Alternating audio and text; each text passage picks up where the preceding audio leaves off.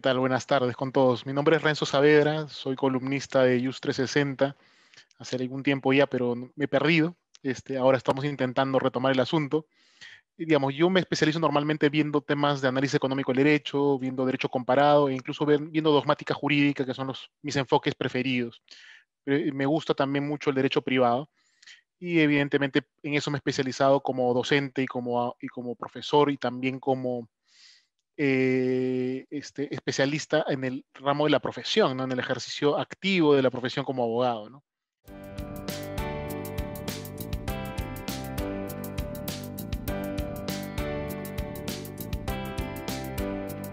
Creo que la pregunta es tramposa, sobre todo considerando lo que acabo de mencionar sobre mis materias de especialización como análisis económico del derecho y derecho comparado, e incluso el derecho privado. El- Aquí hay que dilucidar hasta tres cosas antes siquiera de poder responderte. La primera es, ¿qué entendemos por derecho de propiedad? Eso es en primer lugar. En segundo lugar, si se dan cuenta, incluso la pregunta ya es tramposa porque habla de derechos de propiedad, como si hubiera varios tipos de derecho de propiedad. Ese es un tema también importante. Y eventualmente la propia discusión sobre el derecho de propiedad parecería simplemente circunscribirlo a un tema de derecho privado o derechos reales, si ustedes prefieren, pero el tema no es así. O sea, estos pequeños puntos hay que dilucidarlos. Probablemente el punto uno y el punto dos nos lleven a lo mismo, que es una discusión eminentemente de derecho comparado.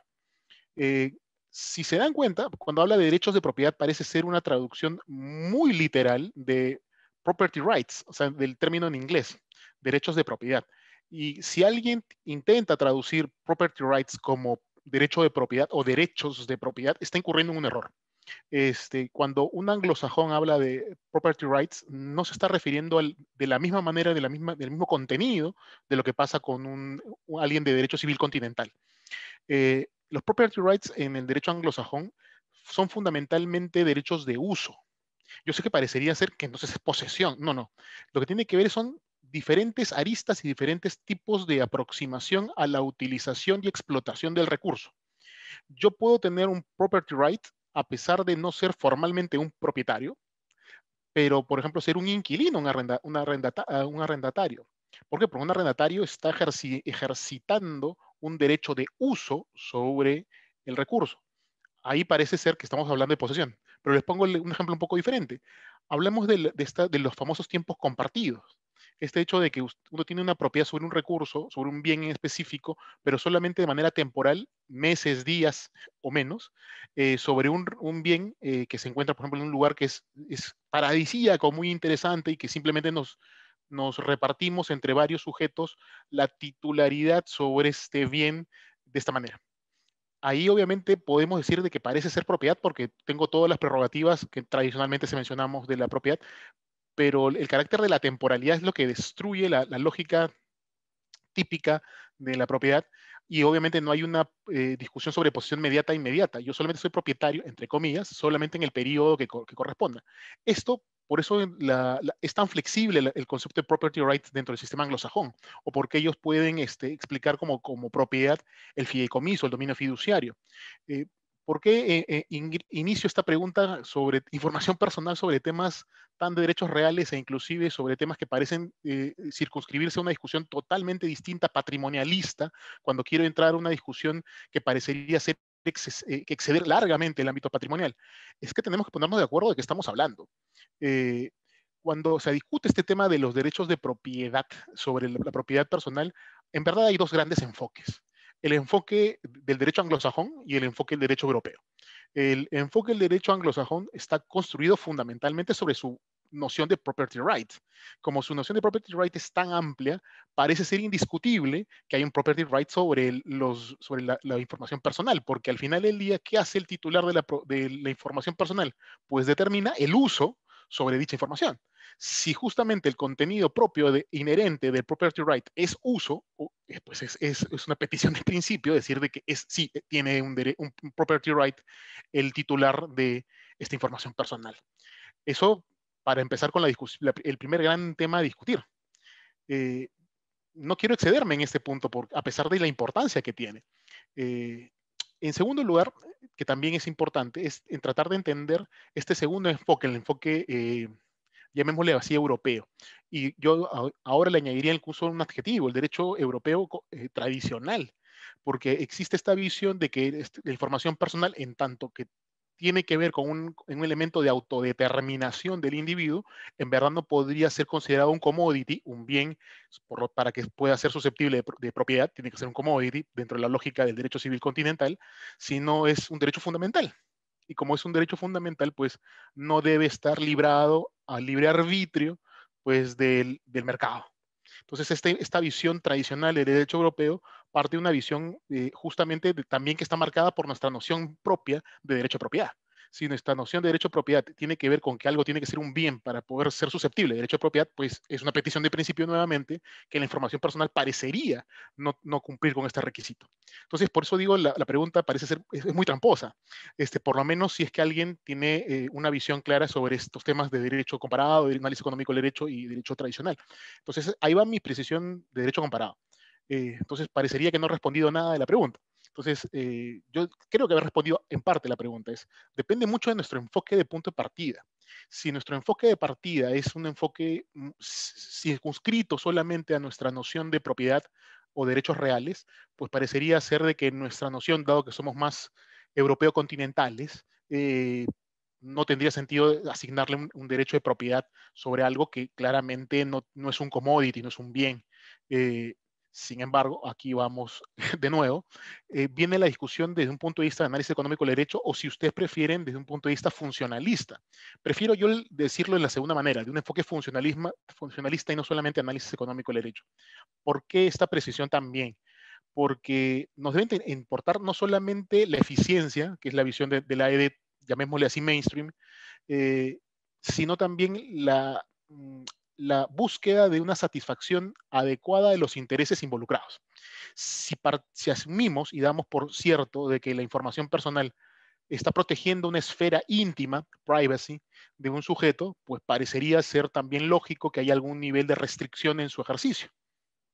Eh, entonces aquí lo que tenemos que ver es qué nos interesa, qué es lo que buscamos. Buscamos que el control del recurso esté dado por el titular no de la información personal, sino de quien deriva la personalidad de esa información, o sea, para jugar con las palabras, porque obviamente yo podría ser titular de una información personal porque deriva de mí mismo, o podría ser titular de una información personal porque yo la he recopilado. La información no estaba existente ni siquiera para el propio sujeto del cual deriva la información. Entonces, yo creé la información en verdad.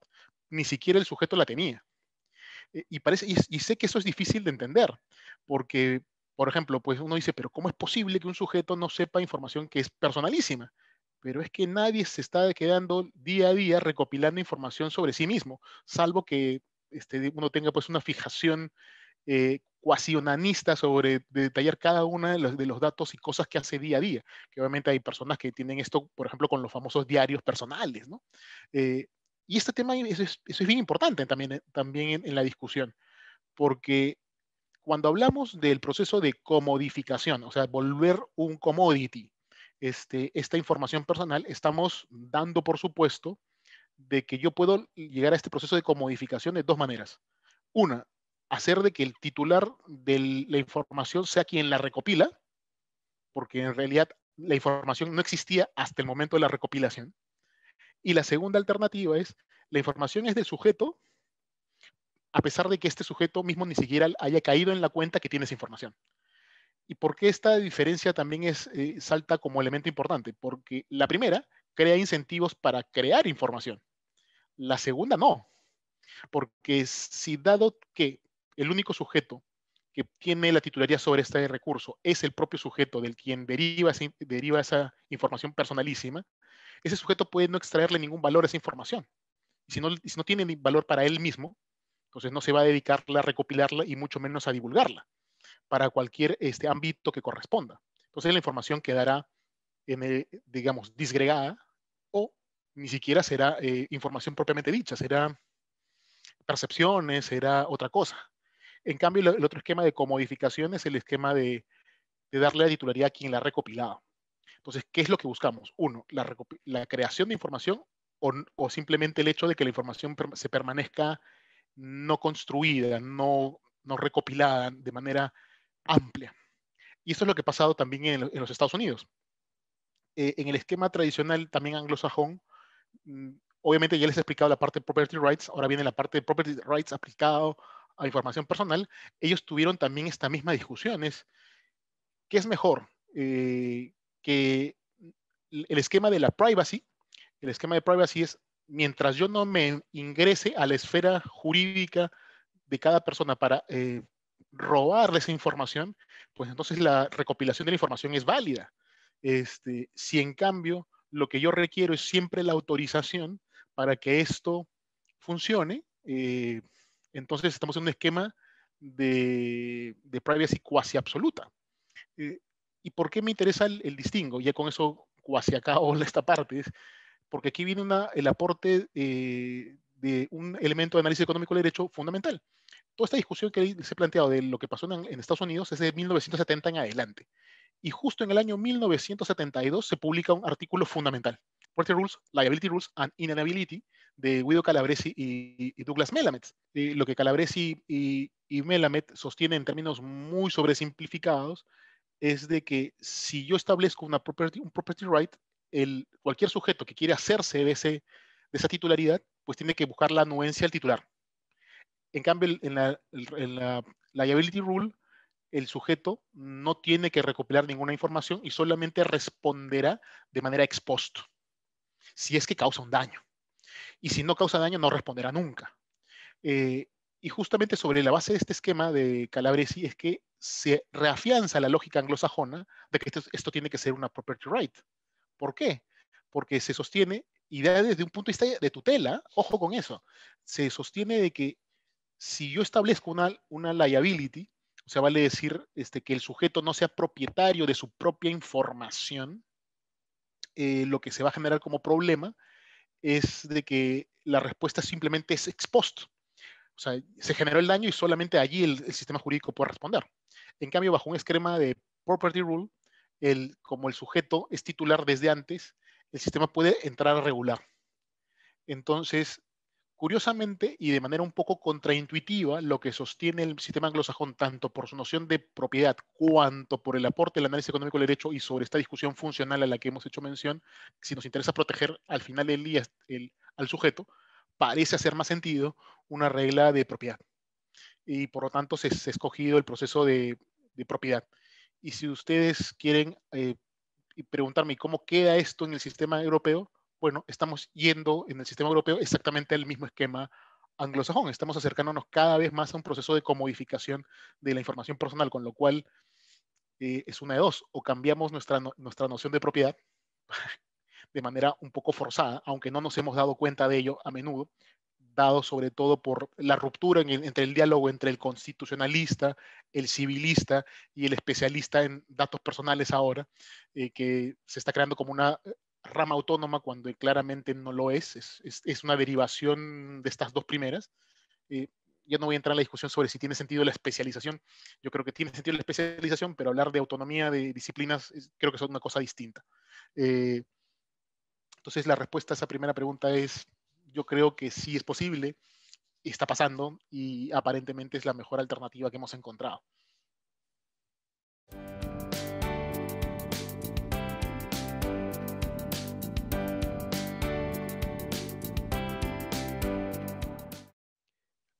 Esa es una pregunta complicada también de responder, no por el planteamiento mismo, sino por que estamos buscando un resultado. La pregunta es, ¿qué posibilidad de que el resultado que buscamos, protección de la información personal, se logre simplemente pidiendo el consentimiento por parte de los titulares?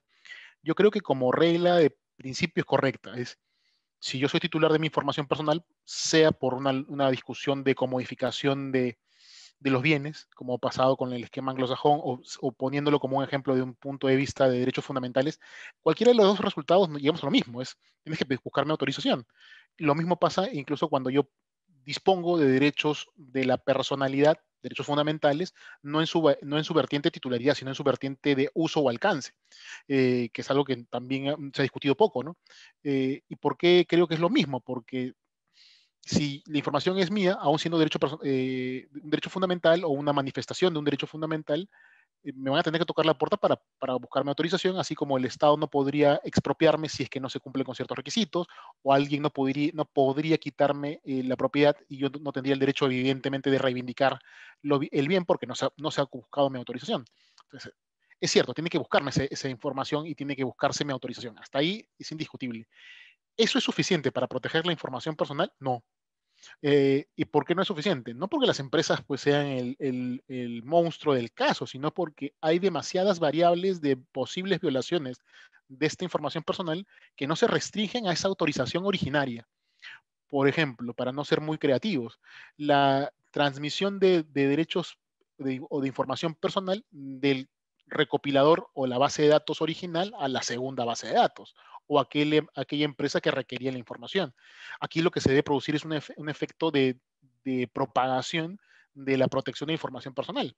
O sea, si es que yo te brindé la información personal a ti para que me brindes acceso, por ejemplo, a una red social, y esa red social, dentro de sus términos y condiciones, lo que te decía es que voy a autorizar la recopilación de la información personal para el uso de lo que yo consumo tradicionalmente, que es lo que han ido recopilando a lo largo de mis likes, publicaciones y demás. eh, entonces, ahí hay un límite de campo de orientación y de campo de compra o cesión de derechos. Si yo solamente compro, por ejemplo, y divulgo productos de cuidado animal, o compro productos pues de cuidado de bebés, para poner dos ejemplos muy extremos entre sí, y, y lo que cedes para una empresa que me va a ofrecer armas de fuego, pues no tiene absoluto sentido, o sea, no tiene nada que ver con lo que ha sido mi consumo y lo que se ha divulgado. Y sin embargo, me van a, por ejemplo, reventar las comunicaciones de este tipo de productos o los típicos compradores, por ejemplo, una entidad financiera no tiene nada que ver con lo que he buscado como adquirir. Yo creo que tiene que ver, más que el consentimiento original, tiene que ver con las derivaciones, con el momento en el que se transmite esa información personal ya recopilada a otros centros de imputación. Porque dado que yo no tengo un acuerdo con este segundo titular, el titular original puede pues, pretender eh, hacer lo que le venga en gana. Entonces, creo yo que tiene que ver la regulación y si tiene un sentido es a partir del segundo momento. En el primer momento creo que la regla de derecho privado, de consentimiento, funciona. El momento en el que esto se vuelve complicado es a partir de este segundo momento. Y creo que ahí es donde podemos entrar a discutir cómo debería ser la regulación, si la regulación tendría que introducirse como una variable de responsabilidad administrativa, responsabilidad civil, o tendría que introducirse dentro de una variable de reglas contractuales, o sea, establecer de que por defecto el contrato de cesión de estos derechos de personalidad por parte del sujeto usuario a la empresa que lo ha recopilado en primer lugar, por ejemplo, la base de datos de una red social, solamente pueden ser respecto de las empresas que tengan como rubro exactamente esos rubros en los cuales yo he hecho manifestado un acto de consumo, que son los que normalmente les interesa. Entonces, ahí yo creo que tendría mucho sentido y funcionaría para completar estas reglas privatistas que tienen en este ámbito y funcionarían, creo, un poco mejor.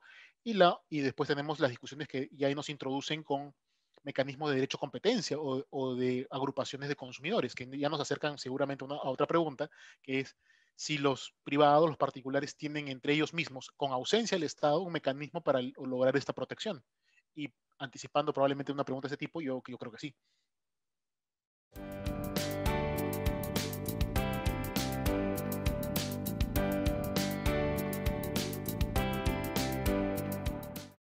Creo que en este caso la situación es bien particular, porque por un lado parece ser que lo que nos va a hacer, sería suficiente en principio son las reglas que están estableciendo los propios particulares a través de sus acuerdos internos. Por ejemplo, los famosos términos y condiciones en supuestos de economía colaborativa, ¿no? En principios, como dice muy bien por ejemplo, los seguidores de análisis económico del derecho, es mientras no hay una externalidad particular que no pueda ser internalizada por los propios agentes, no tiene sentido la regulación.